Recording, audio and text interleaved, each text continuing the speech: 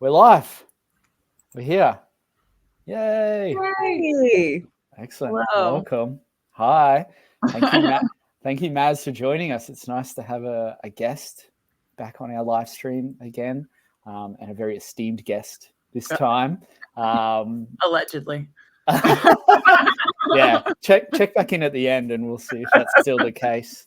I want to introduce and share a bit more about yourself as well, but real quick, to back up a bit, we had an amazing in-person event. We had a live event recently, right here in New York City, at the amazing Fabric community space, Nice. sort of Soho, Tribeca area. I think it was a hit. What do you guys think? I think it was good. So much. It was a smashing success. It was so fun. We had an awesome panel of 3 design leaders. We had Amanda George, Michael Farley, and Ron Golden. Mm-hmm. And we had a full house. Like, we sold out the tickets. So I think it was a 50-person maxed out event. Mm-hmm. And it was so fun just seeing all these design leaders that we've all known for so long, both on the panel and then people in the audience, all come together and meet. And, you know, we're there to learn and to, learn from the panel. But just, there was like people that I've known for like 15, 20 years. Where I'm like, oh my God, you're amazing. And you're amazing. You guys just like go have a beer. Yeah. 2 design leaders who I love. I was just like, you guys need to meet. Yeah. Like, we're going to take the train home, like train back to Brooklyn together. I was there with that. Yeah. Those 2 grabbed the train together. And that was cool. Yeah. I think a lot of people got to do more in-person conversation that they'd never done before, especially with just like-minded design leaders. Yeah. It's definitely a feeling of like, oh yeah, I'm not the only one of them in the city. Yeah, that's how I feel when I talk to you guys. Yeah, we're your mates. We're right here. Yeah. It's like community. Yeah. Totally. So it was a really, really good hit. Big shout out to you two on the drinks and food. The catering was exceptional.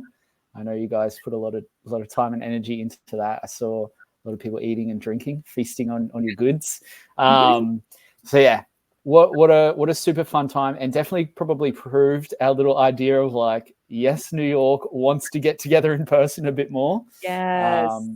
So let's do another one. And thank you, Jared, for doing all the audio visual, all the technical stuff, and really just being a stand for this event happening. Like, I think, sometimes it's so easy to talk about like, oh, we should do this. That'd be fun. The community wants it. Like Design Unfiltered, like you guys have been, we're like, hey, do you want to do a live event? And so people are typing in like, yes, yes, yes. But Jared, you make the rubber meet the road, man. Do it. It was really great. So thanks for being the spark to make it happen. It was really, really fun. Thanks. Well, we will do another one. We have been talking a bit about what that is. I want to solidify a couple of things, and then I think we can try to do that. But the goal at this point, I think, is another one before the year is through. So we got to lock down a couple of things, but I would hope to make that happen this year. But we're here now. We're back on our live stream, and we have our amazing guest here with us, Christina Mazurowski. Nice. Did I get that right? Oh, butcher that? Polish. Well okay. I always call you Maz. I'm so appreciative that you're here because we've chatted before. We did a live stream a long while back with some other great guests, but you have such a wealth of knowledge about the recruitment process. You've been in the recruitment space for quite a few years now as well, but you have specifically worked with a lot of designers. You've done some incredible hiring at places like Peloton, RGA. You are brand new to Datadog. You've just recently joined them, who also have, I think, a really well-known product design engineering team, very, very esteemed technology company. So you've been in this space. You've worked on what I think of as like the inside. You've been on the inside where you see the applications come through. You know how these hiring managers want to hire their teams. You know what they ask for. You know what they don't ask for. It's all this little inside curtain, which I think sometimes for the designers out there, they're on the other side going, I really want to work there. And then what? They don't know how that happens or how that transpires or how to go about that. And I think you've seen the full inside view of that. So as always, encouraging lots and lots of questions. from people.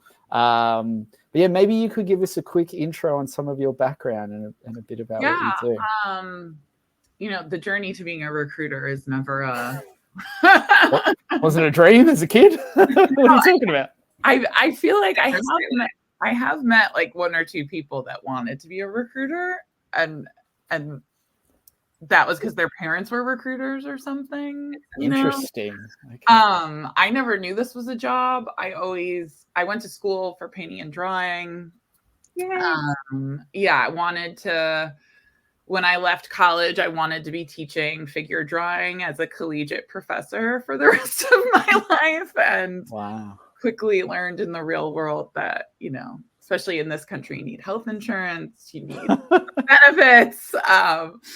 And I moved to New York after school. I went to school at New Paltz, just upstate, and it had a really great design and arts culture, I would say, because a lot of the teachers were actually New Yorkers that were active working artists that taught at the university, because it was only an hour and a half upstate.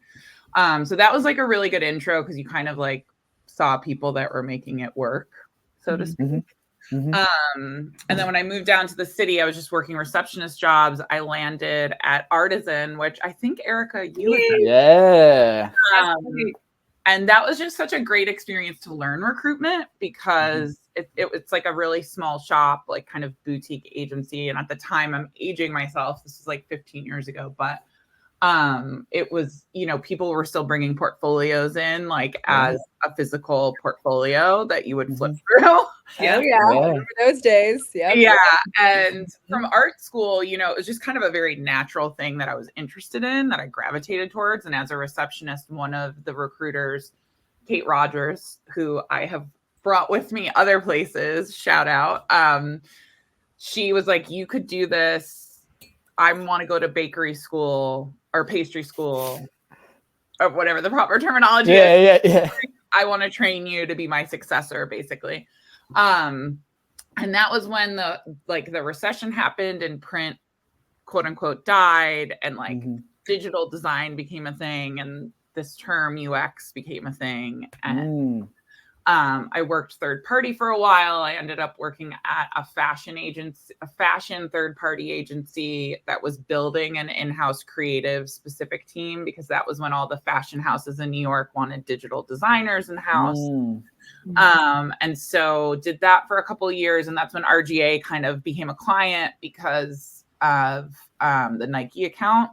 Wow. They brought me on, and they were really doing, that was when RGA was doing like the Fuel Band, and they were creating they were creating a lot of these digital experiences or activations, as the Nike client likes to call them, building like, you know, how to do your own shoe on the Nike website. And so it was a little more than just like a flash banner or, you know, and that was kind of where my product brain started growing. And then fast forward, they sent me to the London office. I started building the EMEA teams. Wow. And that was just an amazing experience, because that was also pre-Brexit, when you could basically hire from anywhere in Europe. Awesome. And so it was just really great to kind of see all those different design cultures in one place. And that was when we built Beats Music. Which was a music platform. And that was my real first digital product experience. And I just fell in love with it. Like, just how you think about the user, and how like the best design is, you know, you don't feel it. It's kind of like recruitment. Yeah, like the best kind of recruitment. You don't really feel, it doesn't feel painful necessarily for both the candidate and the hiring manager. And then pandemic happened, you know, like worked on a lot of fintech apps in Europe, because also the banking apps there are a little more, I don't want to say advanced. They've just got like a lot more. It's a bit further ahead. It's diversified a little more. And so then pandemic happened. I think I'm one of the only people that moved back to New York during the pandemic. I was here. yeah, I was contracting at Magic Leap for a little bit with my former CCO, James Temple, who's had a huge influence just on my career and design sense and all of that. And that was the first time I worked with hardware software, and I kind of just fell in love with that collaboration. And Peloton, the role opened up. I applied. I did not think I would get it. It was when they were like super popular in the pandemic. And then, yeah, they never had a product design recruiter before. It was a bunch of tech recruiters that didn't really know the discipline. And so like that really felt like a baby of mine because it merged like sports and mission and just beautiful design that feels seamless at its height. But yeah, that, and then here we are. It started at Datadog. Yeah, baby. I started 3 weeks ago. So first recruitment screen is this week. So all right, you're straight into it. Yeah, right in. Oh yeah. I love that.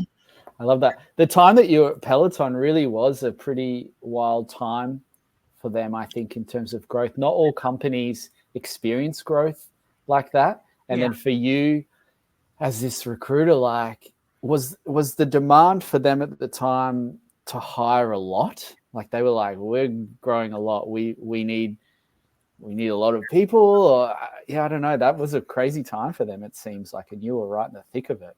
Yeah. Well, and I think my time at RGA EMEA helped. Right. Yeah. That region was growing probably exponentially around like just as fast when I was there. Yeah. So I'm very used to like hyper growth environments. That's cool. I feel like that's kind of where I thrive a little bit. But maybe it's the competitor in me. I don't know.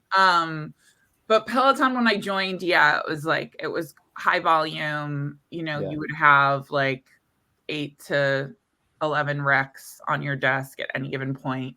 Wow. And it was a lot of design, user research, that kind of thing. And then as our growth in the pandemic was, as I'm sure you're well aware, most of the press releases, it was up and down. Yeah. And that was really the interesting part for me, was when we had to start pivoting, because when I joined, it was still like startup mentality, even though they were a public company, and we were competing against talent at Google, Meta. Really big shops. And I think it wasn't necessarily the volume that was difficult. It was making sure that we were staying focused on what we needed for future product. And in a hyper competitive environment when it was such a volatile industry. Yeah. So those were crazy times. I'm just thinking like 21, 22. Yeah. I mean, we would have candidates we were repping, and they'd have 5 or 6 other offers by the time they got through the entire process, which was great because, I mean, we had so many jobs we were juggling. We're like, okay, we find one senior product designer, we can send them to 6 places. So it's like you up the chances of making a placement, which is great. But then if each one of them have 4, 5, 6 other offers, and you're competing against the Mangs, which if it's all about comp, it's really tough to compete with that. I think Peloton paid well too, but but that's like kind of the stratosphere. It was a wild time. And we paid competitively on base for sure. When it came to equity, to your point, and you're stacking up against 4 or 5 other offers, that we just could not compete. Like, we had not been around as long as the other, tech companies, and just could not compete from an equity point of view. And so you would have to get really creative. And it really was also more about finding designers that were interested in the product. And I feel like historically I had always just been looking for top talent and selling the talent. And I think that period of time helped me understand more of a nuance of like finding someone that's right for the brand and the company. And like, you might have this really well-paid top talent that's performing great in interviews, but is that who we're going to offer? Are they going to stay long-term? I think a lot of companies are thinking about tenure and longevity of hire. If they're doing it, in my opinion, in the right way, I think. Yeah. Mm. What would you say to candidates? Because that brought up a point. Like, I feel like in the buyer's market, when it's, you know, like how it is now, it's starting to change, but it's definitely like candidates are having to really sell themselves harder than they ever have before for a long time. And oftentimes we hear from clients like, oh, we just don't know if they really want us. They're not really, you know, they're not as passionate about our brand as we want them to be. And sometimes from the candidate side, they're saying like, well, I don't know enough about you. Like might have some brand recognition, maybe not. But I need to be wooed too, even though it might be a buyer's market, like a company's market. Yeah. What would you say to candidates who feel like they're caught in that rock and hard place where it's like, well, I want to show that I'm interested, but I also don't want to be disingenuous and say, oh my God, I can't wait to work for your company. Wait, which one are you? You know? Yes. No, you brought up a great point about being like disingenuous versus like an organic. I personally was looking for work all summer, so I have been through this myself this summer from the other side of things. And I know it's a lot easier to say than to do because, again, I went through this and it's difficult when you're feeling the pressure of getting a job and you want to perform well in interviews. I think it really, and I hate to make this comparison, but it's so much like dating when you're interviewing. Like really, truly. And, you know, like I had cringed a lot when I used to ask the question, like, so why Peloton in the beginning? But I always kept it short and I just wanted to hear the answer because I feel like I'm not looking for someone that like is gonna, you know, pledge allegiance for the rest of their lives. You know, like I just want someone who has that genuine curiosity for the brand that has a little bit of knowledge and understands why their own brand matches with that. And I also feel like I interviewed at places where, you know, you were told you need to study the culture page. If you don't talk about this, you will not make it past the first interview. And it's like, you can do that and I could be prepared, but like, I'm not good at not being a genuine person. And so authentic. Like it kind of, it felt like even just feeling pushed to talk about it in the first interview actually turned me off to that company. So I think it's really hard to do, but you have to kind of put yourself in a mindset as a candidate. Like, do I want to work here? Like, how much time am I going to put? I'm interviewing a lot, right? Because like, we're trying to. You're trying to interview a lot. Like, and when you get to that point where you feel like it's just not right, that's when I start switching and I'm like, okay, this is practice. I'm just going to continue practicing and see. And like, maybe they'll change my mind, but I'm trying to get to know them a little more.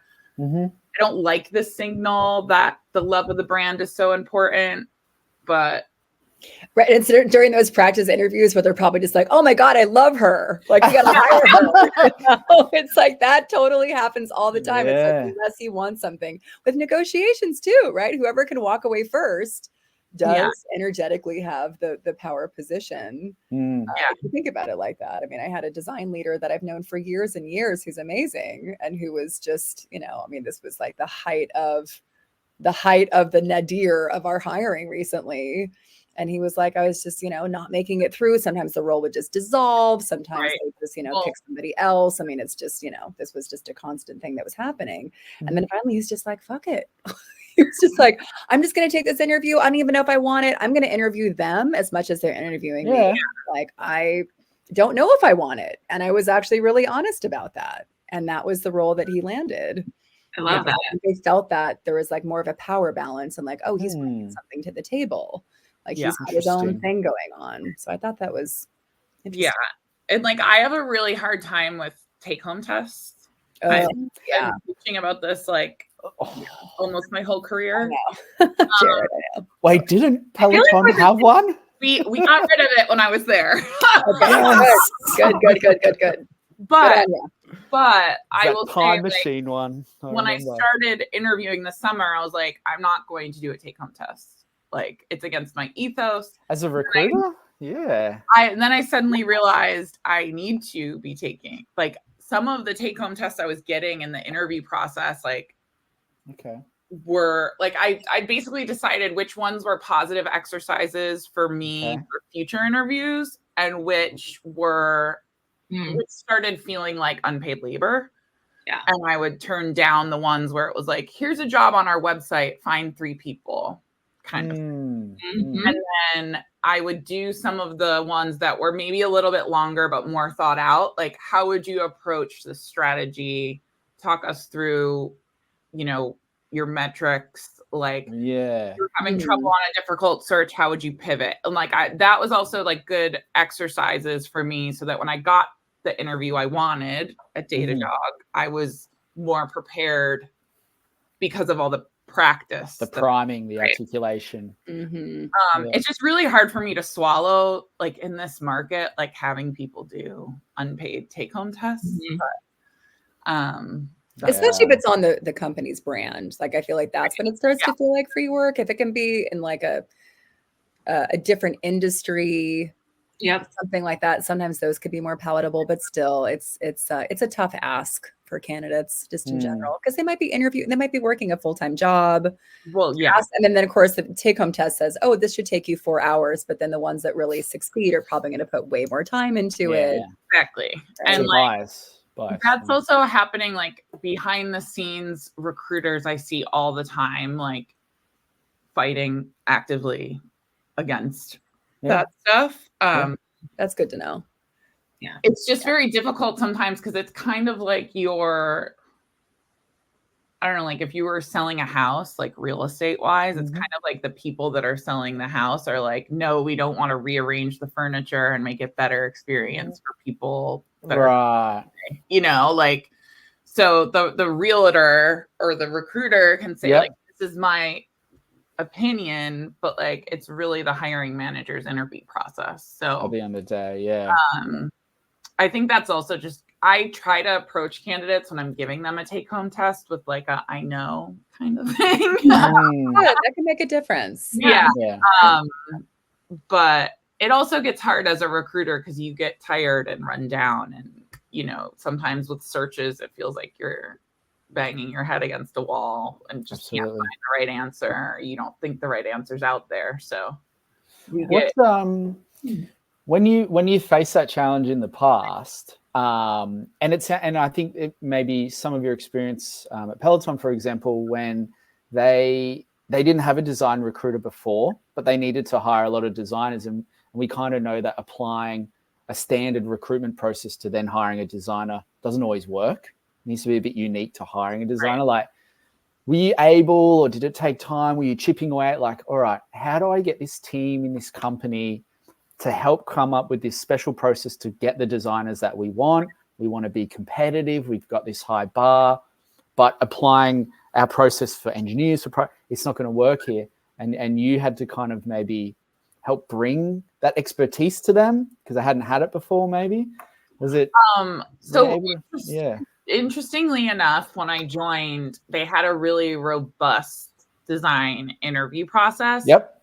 Because, and this is part of the reason I loved working there. Because the hiring managers were very engaged in hiring. So that helps.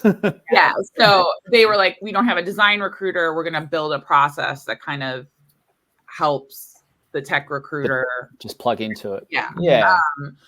So it wasn't necessarily that I had to build a design process. It was more, how do I make this process more catered to a product designer as opposed to like the process being catered to the design team that was hiring. I think just because, I mean, and the design team there, you know, like Bud, who built it, like spent such a long time building a tight knit, small, like well-crafted team that they wanted to be really considerate about who they were bringing on. And then when we hit hyper growth, I was like, it kind of took me 6 months to a year to kind of build that trust where they knew that I wasn't just going to put people in front of them for no reason. And then we started chipping away and making the interview process a little more streamlined. So I think that's also something, if you're a candidate and you're talking to the recruiter and they don't really understand design, getting to that next stage is going to be the most important. Right. And how do you do that? If you're talking with like around zero, like you're speaking to somebody who's just like checking things off of a box, what's your advice for designers to get to that next step where they're actually talking to somebody in design? How should they approach that initial interview to be the strongest they can be? Yeah, I would definitely ask the recruiter what they're looking for in a designer. Like, some of the best questions that I get asked are in that first recruitment screen when it's time, you know, for the candidate to ask questions are, you know, I read the job description. Either it's, you know, sometimes it's not very specific. So you could say, like, it's not very specific. Like, do you know what work stream this is on? Yeah. And try to like connect your skill set to that. Or if it is very specific, you could say, you know, I see that it's on this consumer facing digital app. Like, what are you looking, is previous app experience required? Like, what are you looking for in this designer? Are they going to be only on app, or will they work across some of the other streams? I feel like just talking through understanding that will almost help the recruiter be like, okay, I need to put this person in front of someone that can answer these questions. Just stop asking me questions. Sounds like you know what you're doing. I'm gonna hand you off. No, when I'm doing something new, or like sometimes I had to do engineering roles, you know, or I had to do something I've never recruited for before. You know, I just am very honest with the candidate and like transparently. I'm not fluent. I know how to ask how to get to the bathroom. You know, person at the next stage probably is going to be able to answer.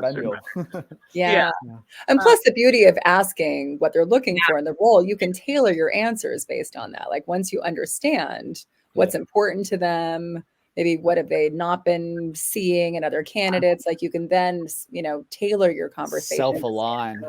And if they don't give you the time to ask questions, you can also, I always found, and I learned this from recruiting user researchers, because I find that they tend to respond to a question with a clarifying question first and then answer. And I feel like that is really important. It kind of gives you a little more control over the interview.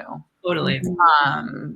It'll be like, you know, you could ask like, so what does collaboration look like? Like, how do your design teams and product design teams and management teams work together? And you could say like, well, why are you asking that question? Or like, what's it like there? Or, you know, something like that. Get some better context. Not, you know, something more specific than. That's so helpful. I was working with someone recently who had been interviewing for, I don't know, just a bunch of roles. And the feedback that he kept getting was that he was speaking too much about product thinking in his interviews. So then his next interview, which was like a perfect role for him, he spoke about design thinking, of course. And then the feedback from that hiring manager was, I wish you spoke more about your product thinking. And he had asked the recruiter at this company, large company, you know, do you have any feedback or do you know what they're looking for? And that person did not know how to answer that question. So like the internal recruiter, did not set them up for success. So I was like, you need to ask these questions. Like, when you go in, if you only have 45, 30 minutes, you need to say like, hey, which direction would you prefer me to start in or to go towards? Like, exactly like what you're saying, because you can control it really on your side too, versus just being at like the mercy of what they're going to grill you on, kind of. Yeah. And like, I always feel like some green flags that I get when I'm interviewing are, you know, that I also try to put in practice as a recruiter, are like, send a nice prep email so you know what topics are going to be discussed. And then like, when I got those questions, or when I got that prep as a recruiter, when I was interviewing, I would ask like some more follow-up questions. I think one of them was like, tell me about a time where you failed, or you got feedback and how you responded. And I was like, are you talking about feedback with my performance or feedback on candidates? Kind of. And And then they were like, you could answer either way, you know? Yeah. But stuff like that. And I just feel like if you get some of those preps from the recruiters and it's a positive recruitment process, it tends to then mean that the hiring managers are trained properly. You know, when you have a smooth recruitment process at the onset and you're not like kind of what I said earlier, like if you're not feeling the friction of it as much, that usually means that there's a proper people team set up. They're training the interviewers. The hiring managers are really involved. Whereas if it's feeling shaky and you don't get feedback for like a couple weeks, that's usually because the recruiter is not getting feedback from the hiring manager. And if the hiring managers aren't engaged in recruitment, like what's going on there, you know? So 90% of the time. Yeah, I'm certain that you guys do it too, Joanne and Erica. But when we get to work with companies, right? Sometimes I'm working with like a coordinator at a company who's not specialized in the area or the role, and their prep emails are just date and time and interviewer at best. Sometimes that's if we're lucky. And so that's fine. That's, to me, I'm like, that's not, you don't necessarily know. It's not always your role. But I find for us as the external recruiters, I love to get in there and prep that designer on like, this is who you're going to meet. These are some things that they've been talking about. You've only got 45 minutes. Here's how we're going to make the most of that time. Try to think about this. This is really important to this person always. So be prepared to, you know, show, don't tell if you can. Have some files queued up, ready if need be. Have them within accessible reach if it comes. Like, I'm doing that sort of stuff. And you get to do it as well, Maz, because you sort of know and understand what it is to hire a designer. But as a candidate, it can help you so much. And maybe if you don't get much of that, maybe try to ask or. Yeah.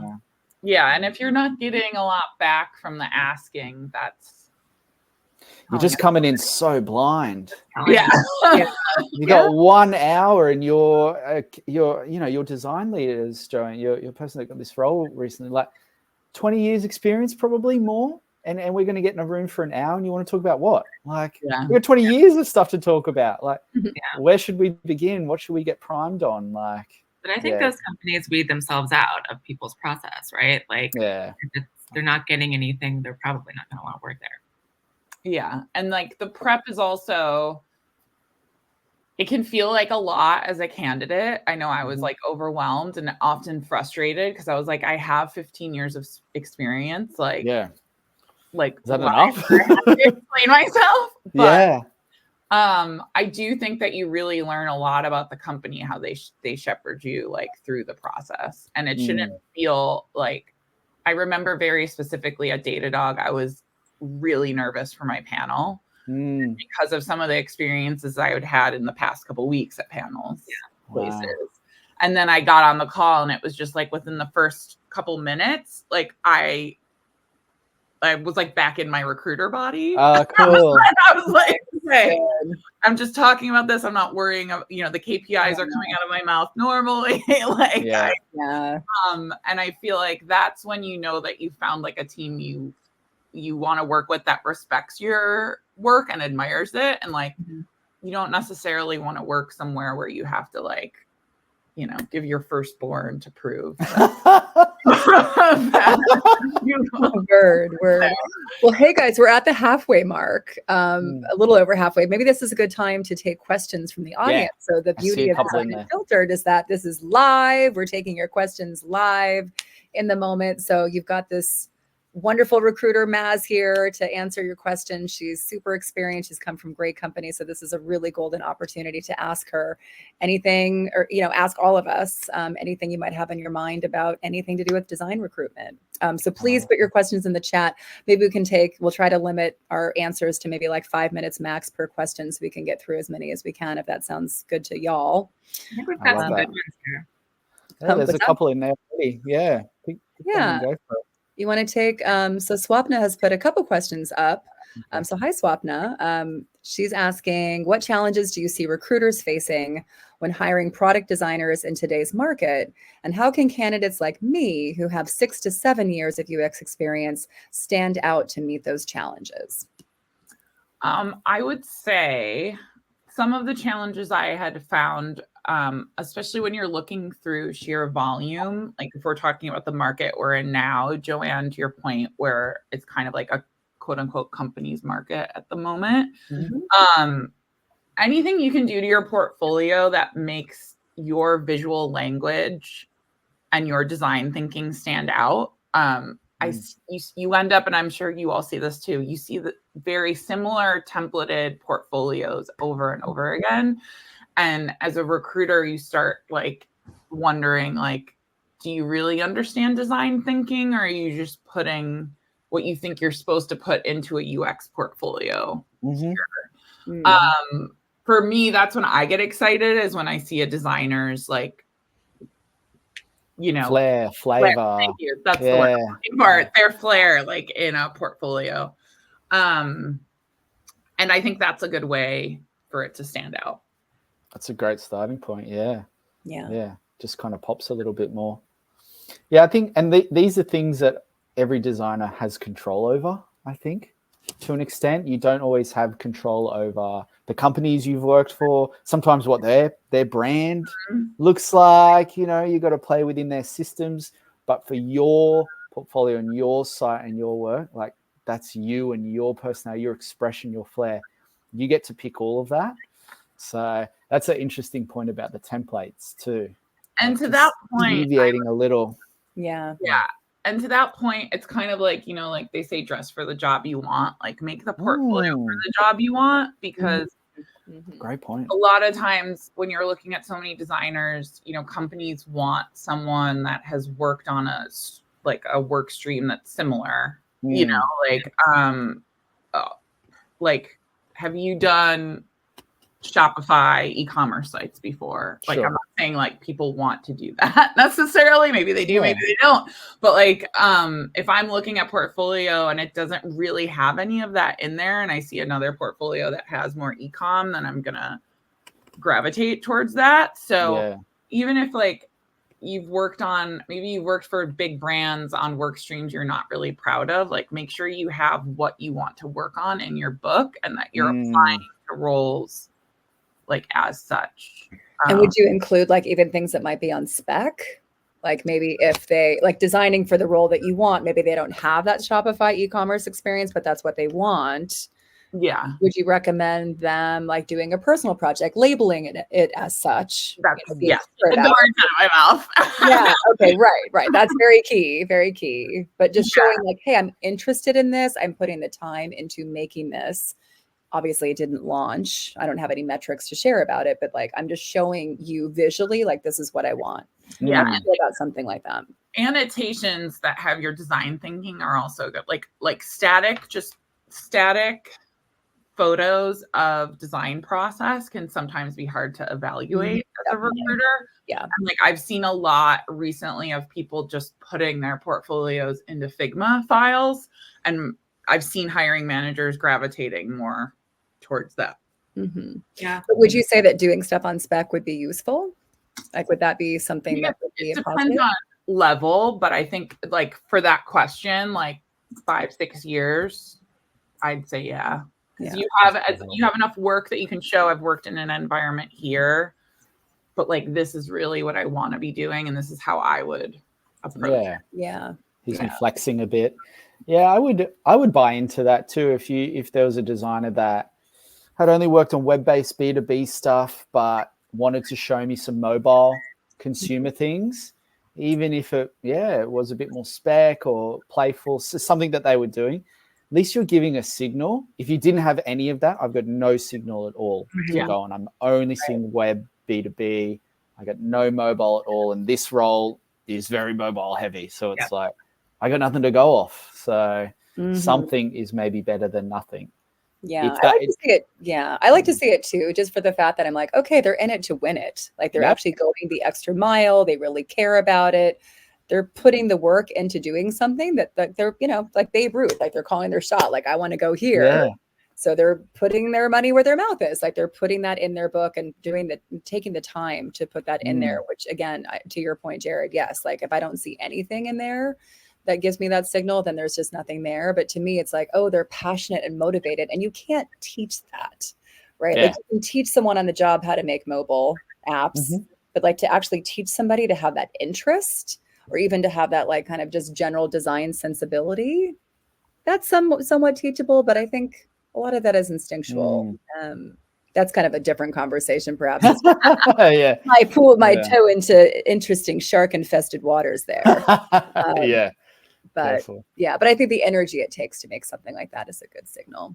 Yeah. I mean, even like one time, like success story wise. Cool. I love these. When I was living in London, and we were recruiting for our Istanbul team,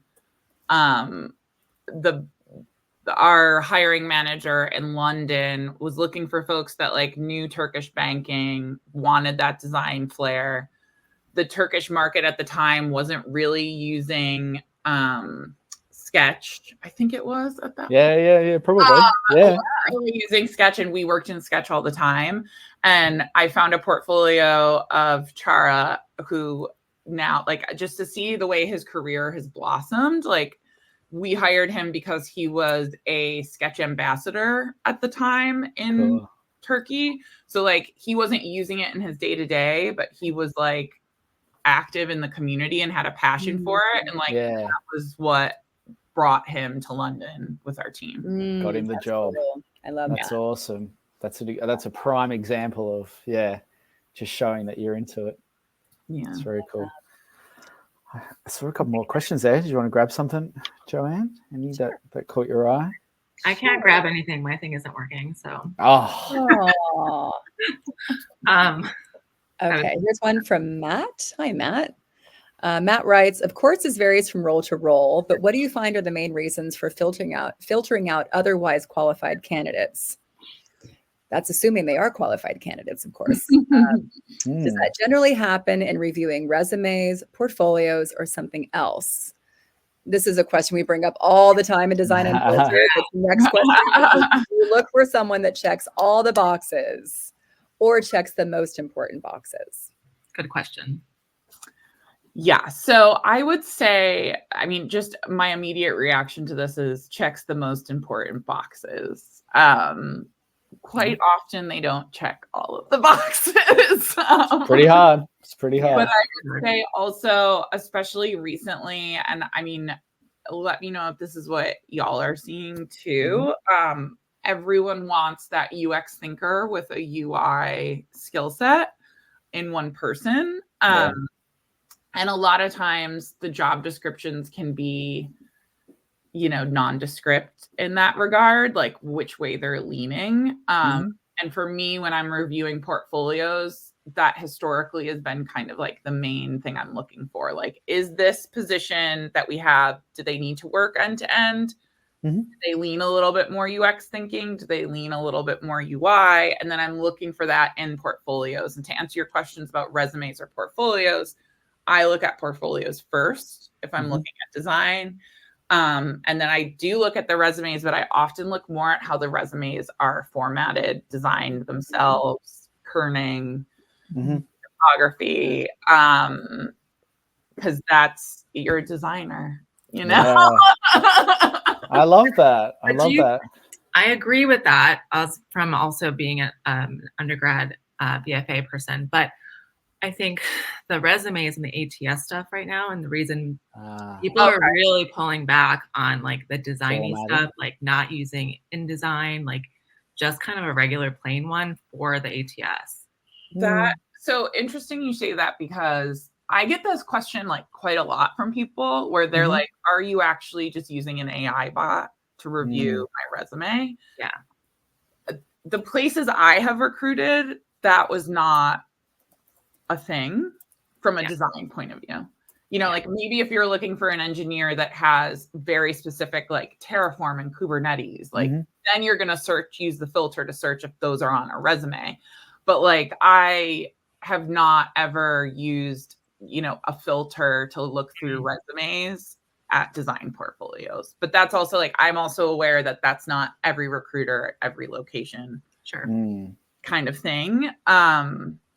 I just think it would be really hard to lean on that kind of way of searching a design perspective. But I agree. I think we had somebody else on here who was saying that some of the filters would probably be location based, whether they're like, in the US, if that's a requirement, years of experience, like title sort of progression, I think.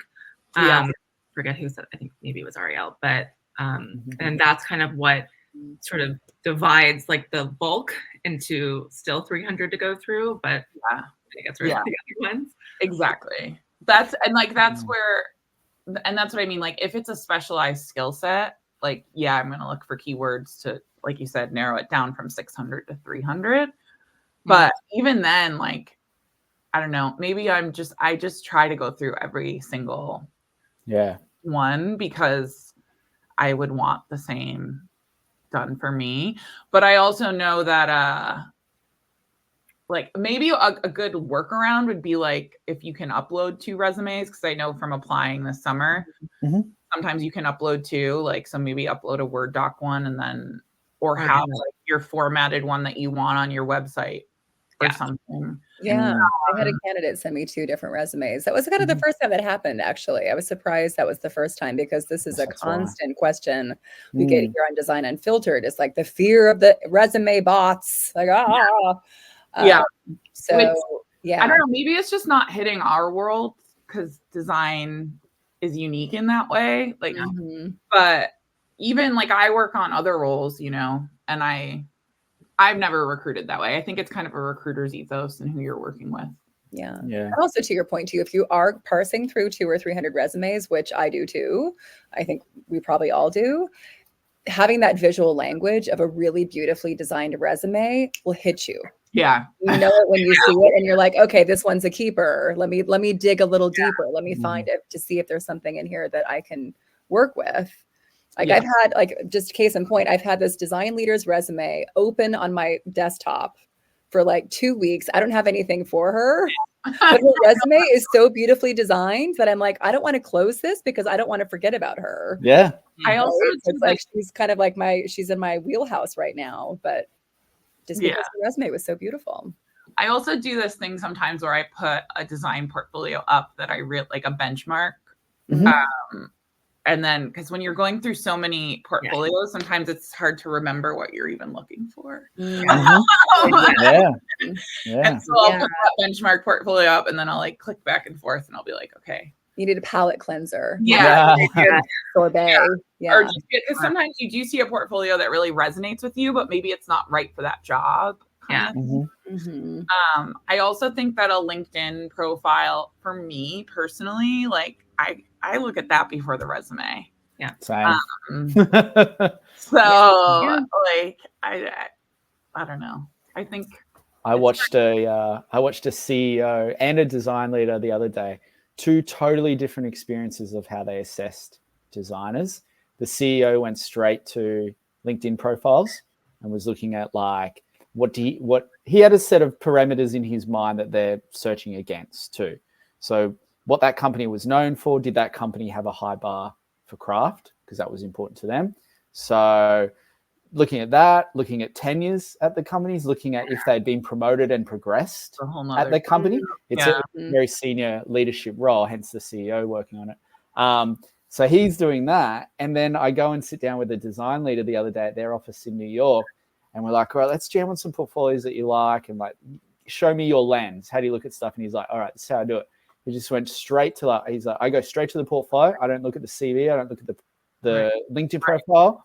I'll come back to it, but I want to go straight to the work. And that's my first bar. If the work's not good or I'm not seeing, and this role happened to have more of a visual lean, if it's not presenting itself, then I don't know if the CV is going to help much because the work itself is not showing me. So yeah, it's hard to cater to everyone, but I think it's. I had this question from someone I spoke with this morning, and he said like, "What do you think I should really optimize for, the resume or the work?" And I said, no matter what, the work's always going to speak for itself. And going back to that CEO looking at profiles, after that, I know that I can sway his opinion through the work. Right. The profile's not grabbing and they're unsure.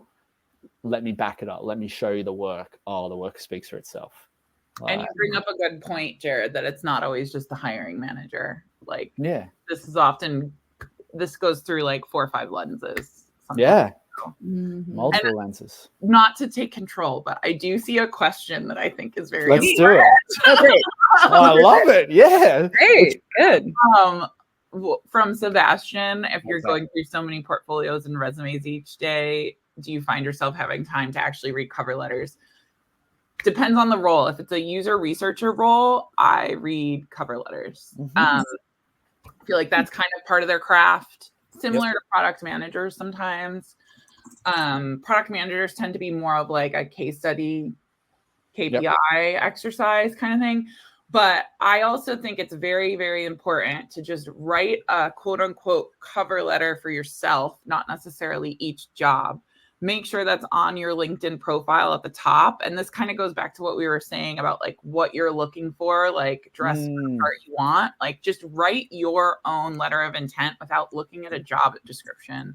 Put it on the top of your resume, put it on the top of your LinkedIn. And then you can just kind of, if you want to still do a cover letter, you can, riff on that a bit. Honestly, like to your point, Jared, it's the work, like from a design point of view, like user research and product management. I do look at cover letters, but it's much more about like, I call it a letter of intent. Not Well, they don't have really portfolios as like that much. They don't have the work to speak. Yeah, like that, like the design work itself. But even just like a 2 to 3 sentence thing on your website, if you're a designer, that says like, this is what I've done. This is what I excel at. This is what I want to do. Something that I see people do a lot. Something that I see people do a lot in cover letters is that they're so full of cliche and so. And it's like, I'm a team player, I'm collaborative, I'm attentive to detail. It's like all these things that everybody is, right, in an ideal world. I was listening to a podcast last night called Hidden Brain. It's an NPR podcast. And they were talking about like how to win people over. And so it was, if you're just lauding your achievements and just bragging, it tends to not resound very well with people. But if you can brag, but then bring humor into it, so you're kind of sort of not debasing yourself, but you're just not taking yourself as seriously and you're infusing your personality into it. I think that's a great opportunity, right? To to have an opportunity to stand out. Like, what makes me different? What personalizes this? I feel like storytelling is what I respond to. Storytelling is what I respond to. Yeah. Maybe that's the RGA in me. I don't know. They were big storytelling. It's in my DNA. It's a cave person in you. It's like we're all cave people sitting around a fire telling stories. Yeah. That's what I think. And we're bringing back the pictures now too, not just words. We're doing pictures as well. And I do think that the cover letters these days, even like just talking to my peers, like us applying all summer, like so many people are doing the AI thing. Right. And I just like, I don't know, I've always been adverse to cover letters. It's the art student in me. Yeah. Like, let me see a picture. I don't know what they tell you. One thing I like to say to some of my coaching clients for their resumes, if they all start to look the same, like how do you set yourself apart? Think about mentally cutting up your resume. Like, let's say I have your resume and I cut it into just like strips of all of the different things that you have and I threw it into the air. If I pick up a piece, can I match it back to you? Or can it go to like 5 people? Right. So all of those more generic, like summary objectives, trustworthy, collaborative, like, like the Google XYZ formula, kind of like, I did this is how, and this is the results. Like, tell us the cool shit that you guys have made or love doing. And how do I, pick this up and match it to Maz? Right. That's kind of a pretty good. That's a good point. And it's like kind of like mini stories. Mini stories telling specific the story. Quality. And I think a lot of people, they write so much on their resume, but clearly what we're saying here is that it's really portfolio, but don't write maybe too much over there either. Like a good balance. I see a question in the chat actually to that point, Erica, from Roth. Gonzalez, how long should a case study be on your portfolio and how much detail? Lately, a little bit less is more. I also think there's a big difference between your portfolio and what you would present in a panel round. When you're in that panel and you're diving deep and you're telling the story, you're really taking people on the journey. But and 9 times out of 10, you get 20 minutes, 30 minutes per case study to do that. I'm not spending 30 minutes reading your website. So like, I don't know, succinct, sharp. Yeah, it's the condensed summary version of that. Hit me with the highlights. I'm not watching the full race, the full fight, the full match. Like I kind of just want the highlights. And if I'm sucked in, I'm like, oh, I gotta see the whole thing now. Like, I want to know more. But I really think you only need to be, I don't know, sharing just enough. I would say have like quote unquote, like, you know how people have a running resume and then you just like edit it according to each job. You could have like a longer case study that you would hypothetically use for like one of those hour-long presentations. And then you can just like, trim it up, expand the ones that are more important for that job description, and then shorten the ones that are less specific for what you're looking for in that moment. Yeah, it's a fine line.